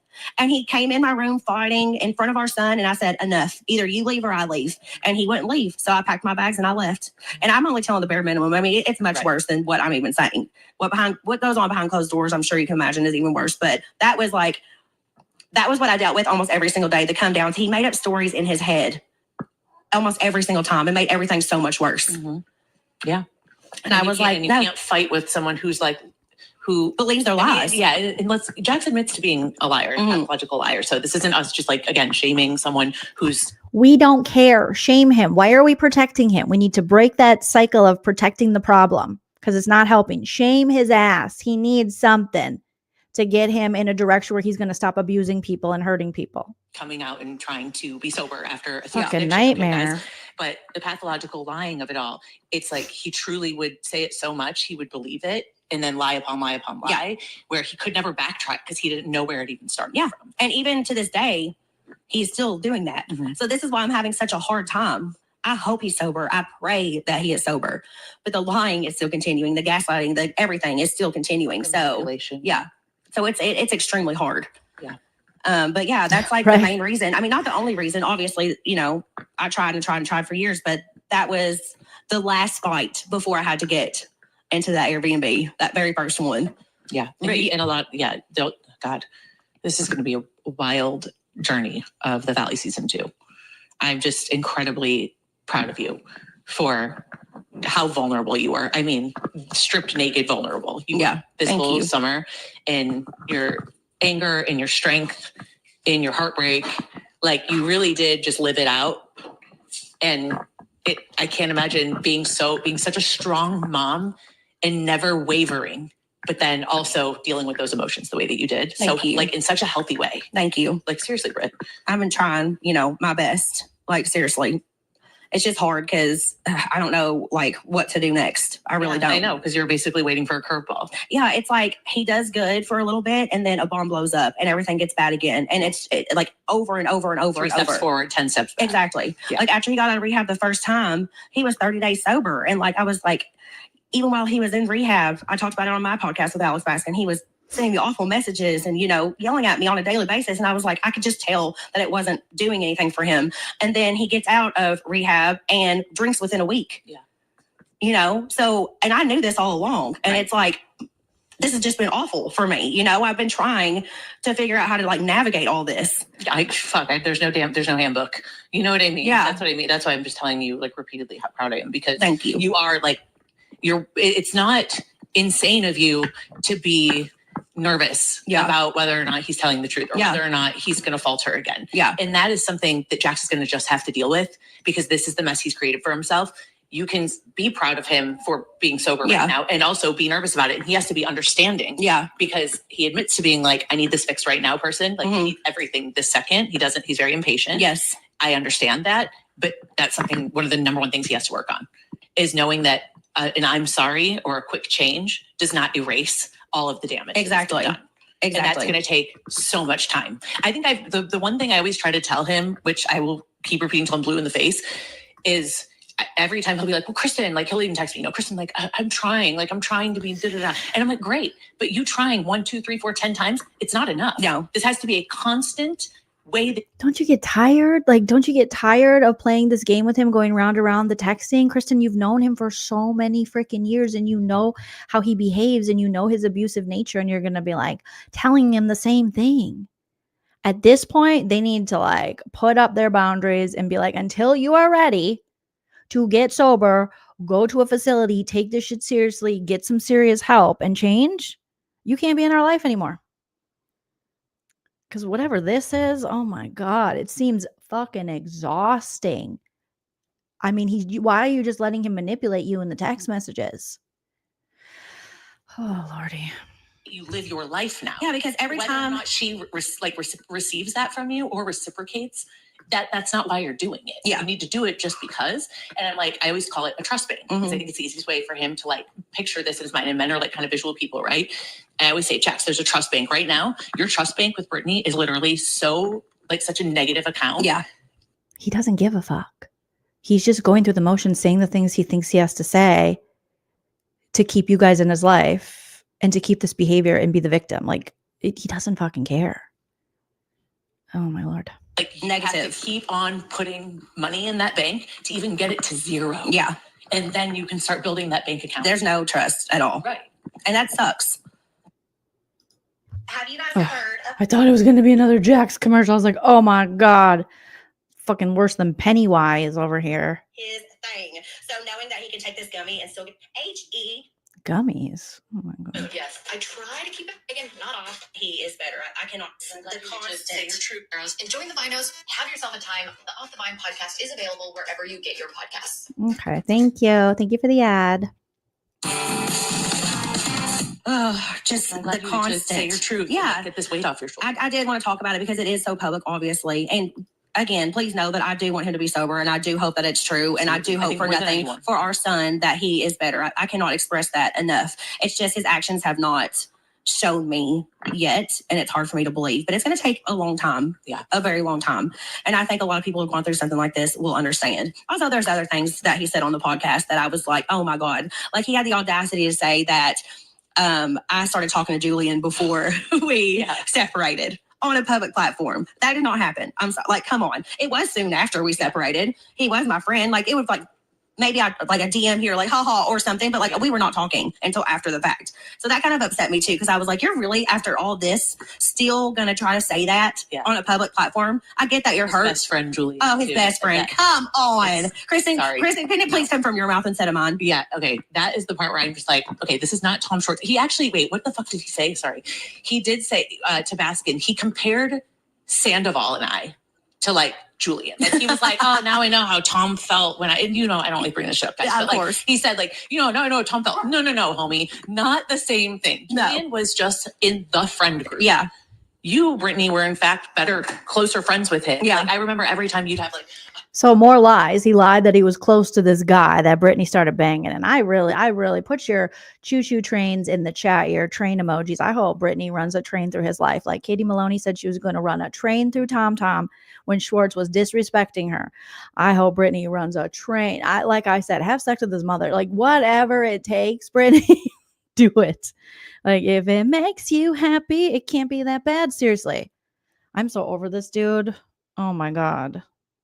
party. Or like, And how did Alex Baskin-Robbins, you've known him forever, and you just thought he was going to come in and start to tell the truth for the first time ever in his life? You knew he was going to lie, and you still platformed him because you guys are trying to save his ass before the upcoming season of The Valley. Oh, yeah.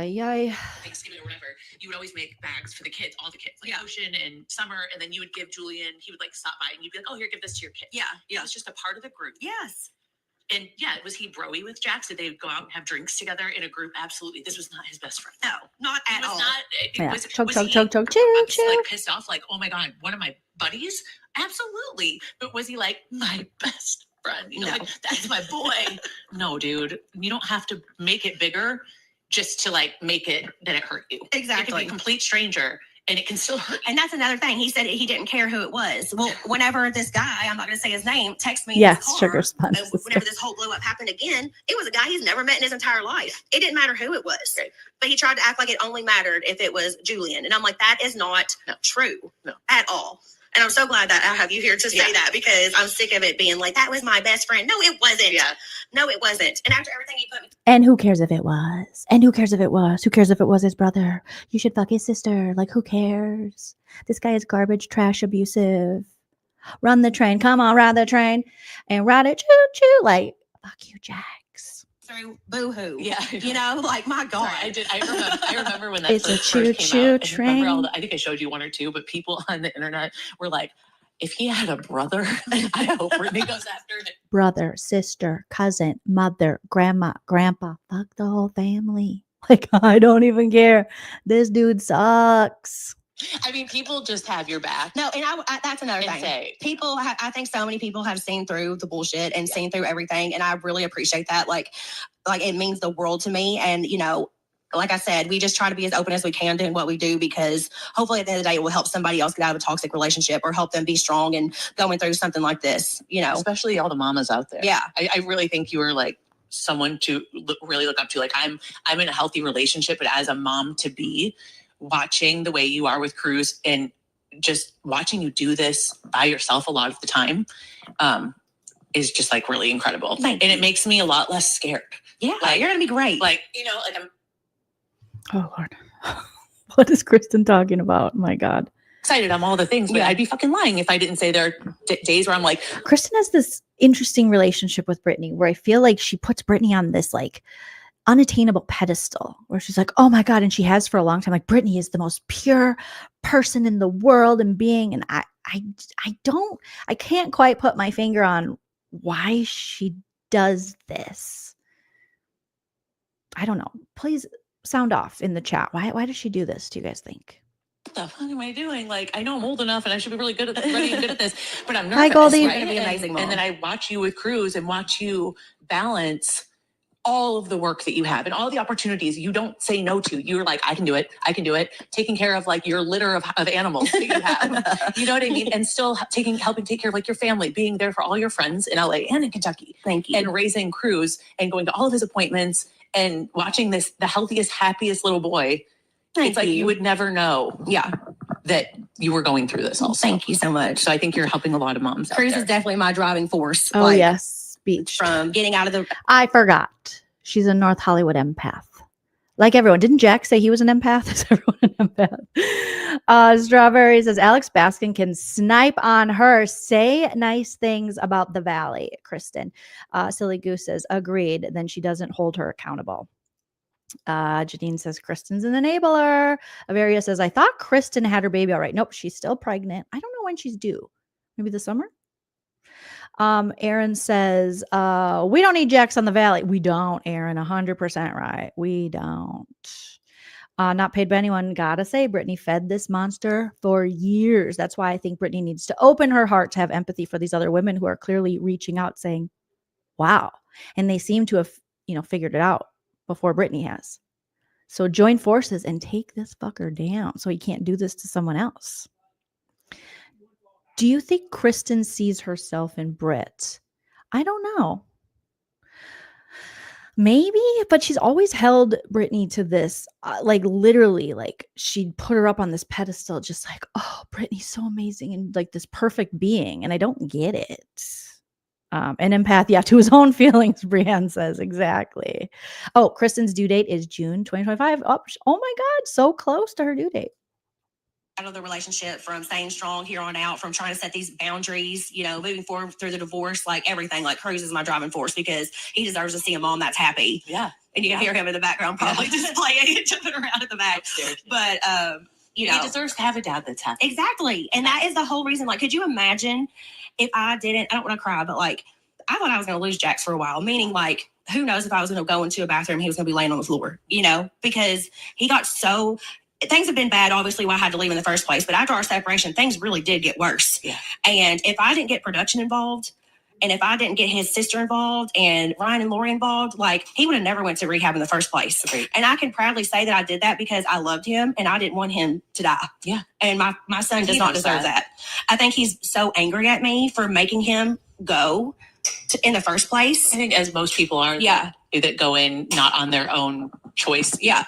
I think, but I definitely have friends who have gone into facilities before. Yeah. And it's been not by court order, but it's been by like friends and family. Yeah. And they're always pissed off to begin with. Yes. Because he always used to shame me. Yeah. He always used to be like, how dare you tell people about this? How dare you do this? And I was like, I couldn't handle it anymore. Right. I was scared. Kept Like it a secret and tried by yourself. I tried, but I couldn't do it by myself anymore. I had to get everybody involved.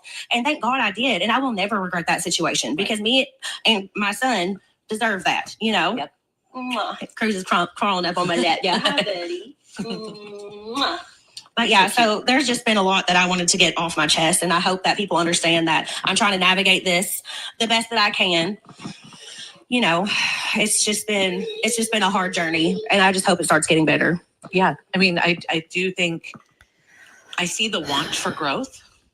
I see the want for growth from him. And I see that too. You watch that interview and you see him on a daily basis and he's rage texting both of you and trying to manipulate your feelings. But you see a want for growth where, can you point, is that growth in the room? Can you point to it? Because come on, ladies. First steps, because like I said, the admitting of it. Exactly. I can't imagine what it felt like. You can admit it, but you also have to believe it. So I think they should like update the steps to be like admitting you have a problem and believing you have the problem is very important. Say that out loud in any capacity, let alone in front of other people and for other people to hear it. However, I want to see the change. Exactly. And I want him to actually do the work. Yeah, exactly. And that's what I want more than anything. Stop giving him credit for the bare minimum. Please, dear Lord, stop doing that. Doing the work and admitting to a therapist. Oh my God. That you actually do and not telling that therapist what they want to hear. Exactly. Yeah. And I don't want to be this person that's like, oh, he only did this because, you know, he knows the valley's coming out and he knows how horrible he's going to look. Oh, he only did this because he had to go or he was going to lose his job. But like, that's the reality of my life right now. So that's the reality. Brittany's telling us she's the abused wife and she's literally telling us that's the reality. He only did this because he was going to lose his job, because he's trying to get ahead of what happened on the valley. She knows this. We know this. Alex Baskin-Robbins is trying to, you know, help this abusive piece of shit and get ahead of it for his own job. He has vested interest for Jax's job rather than listening to the victim of this, Brittany. Oh, I'm already tired. This season hasn't even fucking started.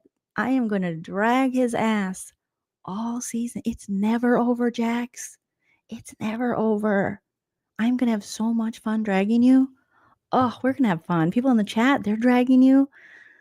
That's right, asshole. We see you. We see each other. I want this to be better for him. I want it to work out for him. But even supposedly sober for 70, He's not. I don't know how many days it's been since He's not. Thanksgiving. His actions just still. It's still the anger and the lack of self-control. Yeah, it's still that. And I feel like even sober, he still is going to have a lot of things to work on. I have a lot of things to work on. I'm not saying I don't. Like I'm going to have to go to therapy and do all kinds of things to get over. Yes, please do that. It's because it's been a lot. Please, and find a therapist who like specializes in addiction. Please, maybe even find a sober therapist because they will steer you in the right direction. But please, God, do this. Do this for yourself. Do this for your son. Kristen, you do it too. Quit enabling this man. Quit giving him credit for shit he doesn't deserve credit for. Set some boundaries and kick his ass to the curb until he makes real change. So I'm not in my trying to opinion. always doubt him, but once you've been, it's understandable. Yeah, like I think everyone absolutely understands. I think I do. Like that you're like, I don't want to be the fool again. Yeah. Like fool me once, you know, shame on you. Fool me twice, shame on me. Yeah. The thing, and you don't want to keep being lied to and keep being disappointed. And keep being hurt by lies. So now I have like Your a guard is huge, up. now I have a huge guard up and like the walls are all around me. And like, I don't know if I can let him in again. And it takes time. Yeah. I mean, the thing is too, we'll never be back together. I don't mean it like that. Forever because of your son. Yeah. But I have to protect him first and foremost. 100%. So that's like the biggest thing. And I'm trying my best. It's just, there's just so, I mean, I got like so many, I don't even feel like I need to go through every single lie that he told. The 31 lies in a I have 31. No, please list them. We want to know. We know he's lying, but feel free to list them all 31 flavors. Go ahead. 32 flavors. Lies written down that he told on Alex's podcast. So, like he says, going to AA meetings. I don't know that he's ever been to an AA meeting. Yeah. I wish that. Throw him in the trash. Throw him in. Alex Baskin-Robbins. Are you going to answer for this? You're platforming him, Andy Cohen, giving him muzzle of the day. Are you going to speak to this? He's lying about going to AA meetings. Too. I mean, among all the things that he's lying about. That whole podcast was a lie. It should come with a disclaimer that it's not the truth.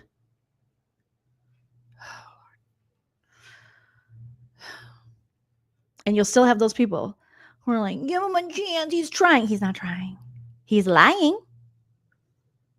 If lying is a part of recovery and making you a recovered person, which it's not, then he's doing a great job. Lying about AA meetings, like things people take so fucking seriously in their recovery, it's just nothing to him to lie about. Nothing. This dude, how many times do you think I've said this dude fucking sucks today? Oh my God. Thank God Cordelia's here. She is keeping me just a little more zen. He would. It's just like, all this is just like a lot. Let's just hear that one more time. Alex Baskin-Robbins, I know you're a fan of the show. Can you turn your AirPods up, sir? I don't even feel like I need to go through every single lie that he told. The 31 lies. I have 31 lies written down that he told on Alex's podcast. So 31. Like I've never, like he says, going to AA meetings. I don't know that he's ever been to an AA meeting. Yeah. I wish that he would. So he admits he's a pathological liar, and they're all talking like this is fact. Yet Bravo, Andy, Alex Baskin-Robbins gives him a platform to tell his truth. Well, he just admitted, and the people around him, closest to him, admitted that he is incapable of telling his truth because he's pathological liar. But you're like, oh, Jax tells the truth. Okay. It's just like, all this is just like a lot. Yeah. But gosh, I really hope and pray that he will continue to keep trying. You're doing everything exactly right for you and for Cruz. And you deserve happiness. You deserve to be able to wake up in the morning and not have rage texts on your phone. Exactly. And you deserve to go on a date if you want to, or go out with your friends because you have a nanny that can watch Cruz at night. You deserve to be home with your son and watch movies all night if you want, and not have Jax texting you and questioning what I'm doing 24/7. Exactly. And I've seen to not have to look over your shoulder. Exactly. I've seen. You can tell Brittany's she's like, I don't want to name all the 31 lies, but she does, because she's like, and then this one, and then this. Brittany, name them all. Name them all, girl. A lot of people being like, you know what? The world owes Brittany an apology because Jax all last season tried to make it out like she had an issue. No, the world doesn't owe Brittany an apology. Jax owes you an apology. We don't owe you shit. Why the world would, huh? What? Whenever he was actually, snorting stuff in the bathroom. Yep. And it's like, thank you. Thank you. I Because forgot how bad he was trying to shame you. He was trying to shame you me out to be some How the fuck could you forget that? That was his whole storyline for the first season of The Valley, is shaming Brittany, his wife, and projecting it on her. How did Kristen forget that? What? Oh, I'm sorry, what? I'm sorry, huh? This is why you guys stay in this vicious cycle with him, because you just forget. Oh, I forgot that he tried to paint you as the horrible addict and mother and shame you in front of everyone, yet you still protected him because he was doing cocaine or meth or whatever, and that was illegal, and you were worried, and thought you were doing the best for your son. Oh my God, that just slipped my mind. What? Yeah. someone with an alcohol issue. And I was getting comments and stuff yeah, I love to go out with my friends and take shots and stuff because tequila is the only thing I can actually drink. But I'm a social drinker. Yeah. I don't sit at my house every day and drink with my are you kidding me? I have a son to take care of. That is. All right, but I also I'm not diagnosing Brittany because all right, but I think society, we don't have a good education on functioning alcoholics. Okay, I myself was a very high functioning alcoholic, but that didn't still mean that I wasn't alcoholic. And the definition of alcoholism is not necessarily drinking every day, not necessarily even needing alcohol. It's when you do drink, this is just a very paraphrased version. If you do drink, it causes problems within your life. When you do drink, it gets to a point where it's not healthy or good. So some alcoholics could drink twice a month. But if those 2 times a month, you fuck shit up and it's not good. Or it doesn't even have to be something, really big. people have, all different bottoms, if it's negatively impacting your life, whatever that means to you in your world. But I think we're still such a society of like, you have to be down in the gutter, in the street, like an episode of Intervention. We just have no, knowledge, or we have no discussions about functioning alcoholism, high functioning alcoholism. We just don't talk about that. So people are like, I don't need to drink every day. But like, have any of these people, I don't know if they have, taken a look at their relationship with alcohol, like an honest, true look? I don't know.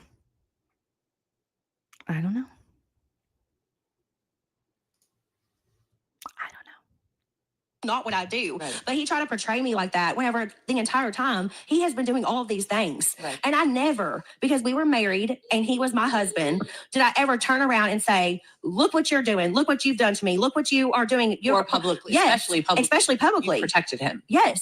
And it's just like, my God. Like, he projected his issues on me so much. And I'm so glad that I'm finally past the part where like I have to think like, because I used to think like, oh my God, what am I doing wrong? Like, I used to put myself down a lot and like really take in the words that he said like they were factual. When in reality, I knew he was just projecting his own insecurities on me. And that is so difficult to like admit. And that is the biggest difference between you now and you a few years ago. Yeah. Was you know your worth. You don't, you refuse to hear him spew this like venom. Not happening anymore. No. And he used to, I'm not going to say the things that he would say, but he would put you, I mean, you said it. Yeah. Like why can't we say the things that he said? If you guys are airing it all out and you're on reality TV and this is like a healing process, why are we still protecting him? Is it because, does Brittany think protecting him and not saying these things is protecting their son? But I would argue like you're putting your son on a reality show that he can't consent to.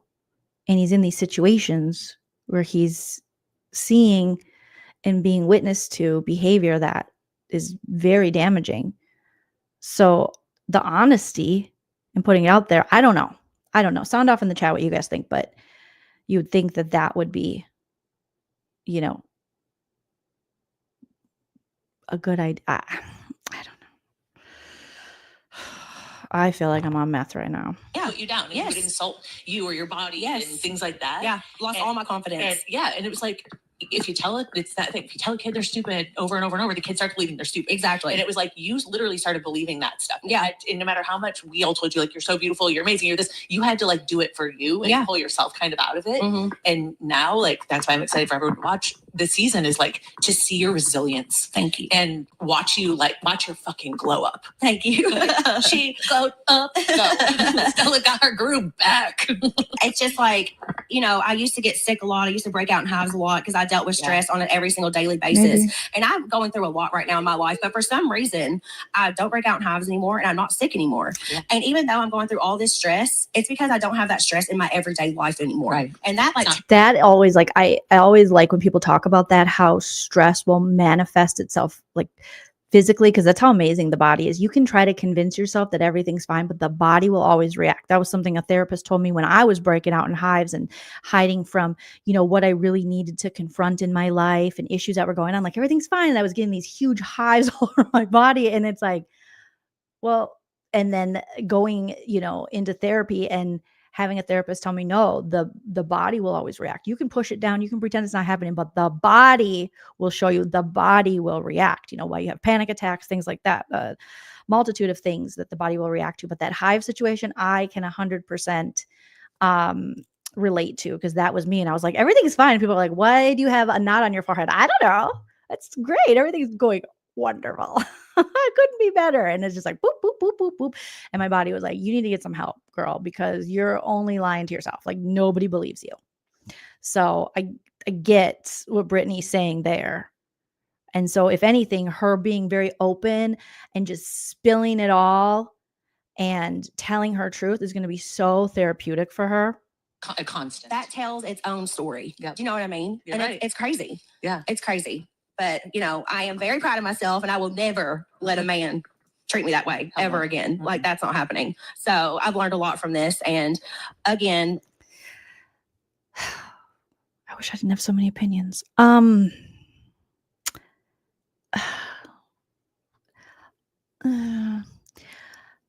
Okay. But also, like, if you're not already, which it sounds like you have intention to, go talk to someone, because I feel like you can say that, and I hope that for you, that you never are with anyone like this ever again. But the fact of the matter is, if you don't deal with and truly learn from this and process, why you were in this situation and all the things that are happening, blah, blah, blah, blah, blah. I don't know. I'm not a therapist, but it's going to repeat. That's one of my fears. So, like, okay. Me and Kristen both hope that, Jackson become a better person. I'm not trying to shame him. I'm honestly just trying to speak my truth, because You deserve it's not fair I'm here to shame him. Shame on you, Jax. for him to say his supposed truth and half of the stuff he says are lies. And like I said, I've got 31 points that I could say and go through even more. But I think that we hit a bunch of them. Let's switch it for a second, because I want to get into a positive at the end. I asked all my guests, because this is basically when reality hits. So, Kristen, if you can be on any other reality TV show, what would it be and why? Traitors. Traitors. Yes, you could be good. I think Kristen should be on Traitors. I now am like obsessed with it. Oh my God, I watched the finale last night. I haven't watched the reunion yet. I fell asleep. Okay, I don't care about that. Oh my God, you guys, we got through it. Okay, so many thoughts, obviously. I appreciate you guys sounding off in the chat, and I'm going to highlight some of your comments here. But that was just, I'm glad they're like having these conversations and they're open about it. But I wish they would like name them, name the specifics. Don't try to protect Jax. Again, these are just my opinions. I am not the gospel on fucking recovery or mental health or anything. These are just my reactions as I'm listening to it. You guys are giving your reactions. So by all means, like, no, don't just go by what I fucking say, which I know you guys are smart and critical thinkers and all that shit. But that was painful. That was fucking painful. Like, to hear them start to be like, yeah, fuck this guy, he's lying and he did all this, and and then to go, but I think he really wants to change. Oh God, they need so much unconditioning of this, and retrain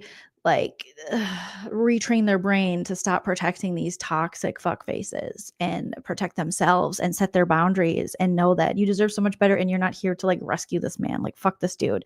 And I know this because I've been guilty of this myself. So I just hope, damn. I'm gonna hop in the comments, you guys. I'm just like, shame.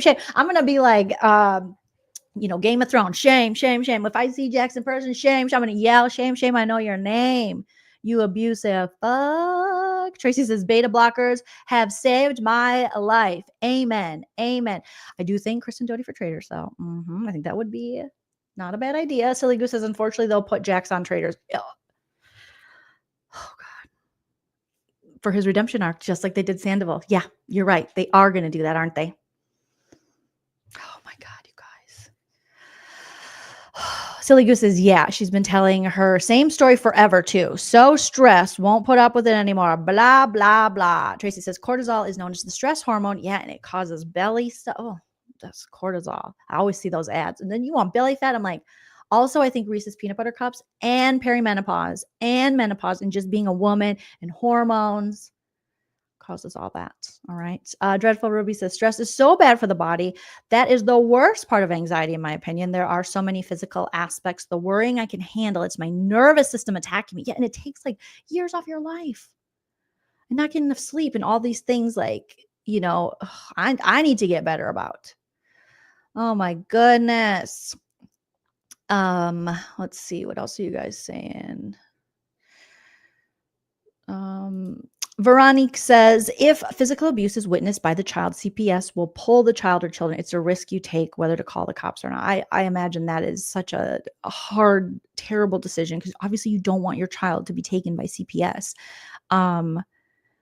And how scary that must be. So I'm sure that did, cross Brittany's mind.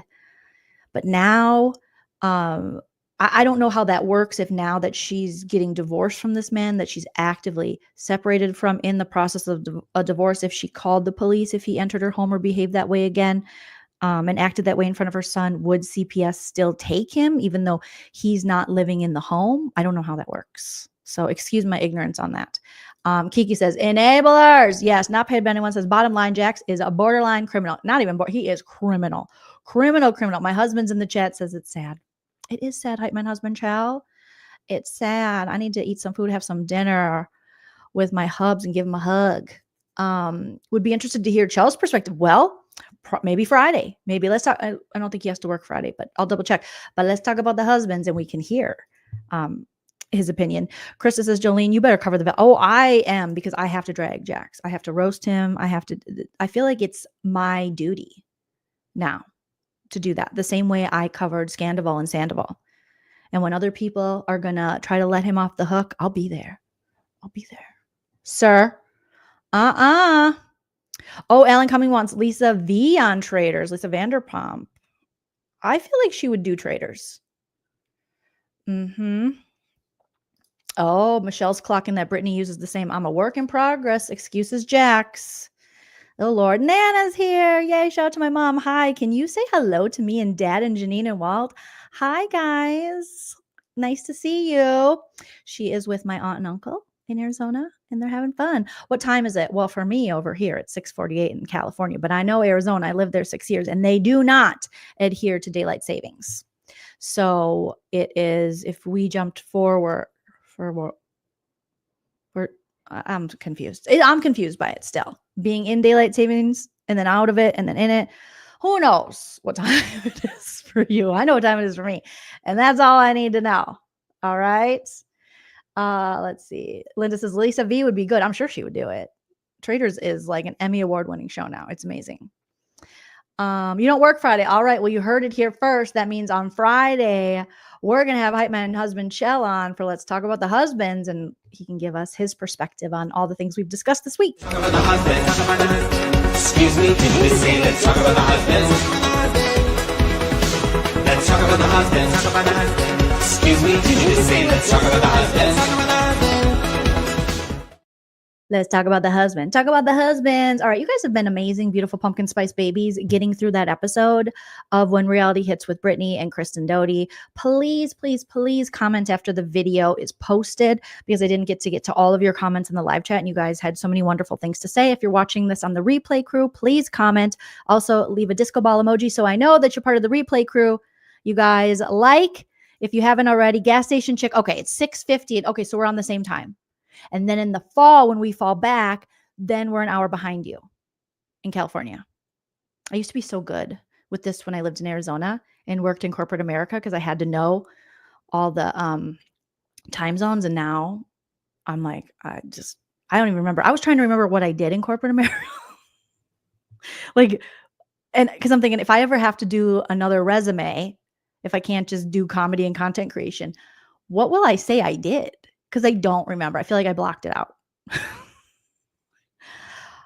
I know I pretended to work a lot. Allegedly. Okay. Oh my gosh, it's almost 10 o'clock in NYC. You got to get your cheapie, get some sleep. All right, you guys, thank you so much for being here. Thank you for hitting that like. Thank you for all your comments. Thank you for the super chats. Shout out to Indiana Girl Jules and artist Fleetwood.